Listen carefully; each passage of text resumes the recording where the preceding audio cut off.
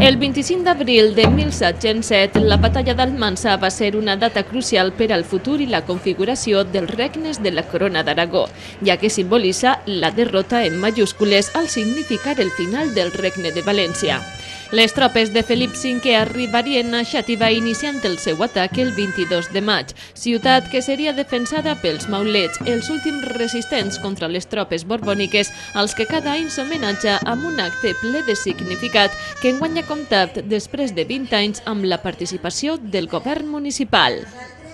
Lamentablement, durant els últims 20 anys no havia estat possible que se realitzara i ara tornem a organitzar-ho. Per què? Perquè entenem que este poble, la història de Xàtiva i la tradició de la nostra ciutat mereix el reconeixement, en aquest cas, a l'heroica defensa de la ciutat per part dels maulets. Vulguem que este siga un acte que estiga reconegut al conjunt de les terres valencianes i que la commemoració que se produeix aquesta vesprà a València ciutat comença a Xàtiva tots els dies 25 d'abril i per tant donar-li una transcendència molt més ampla de la que té en el moment actual. I això és el nostre interès i així ho anem a treballar per a que siga possible.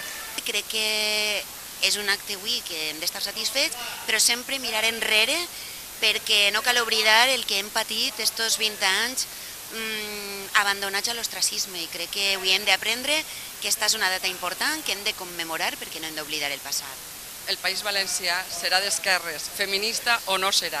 Per tant, per a mi és una emoció que la societat civil, una vegada més, així participe des de les danses, des dels creatius que tenim a Xàtiva, perquè és una data que tinguem que tindre-la en el nostre cor, perquè no passen totes aquestes barbàries que ens volen imposar.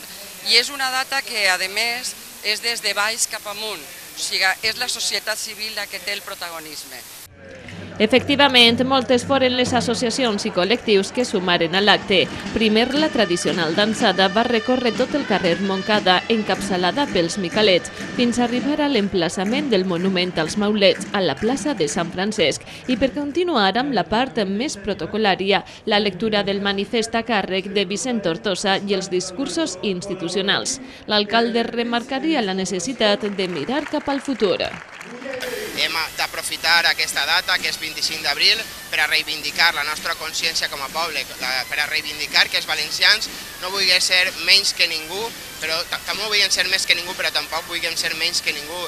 I necessitem que doni el suport màxim, en aquest cas a la Generalitat Valenciana i al poble valencià, per a que el nostre govern, el govern de progrés que ha encetat en aquest any, tant a l'Ajuntament com a la Generalitat Valenciana, porti endavant totes i cadascuna de les polítiques centrades en les persones que se volen portar a terme.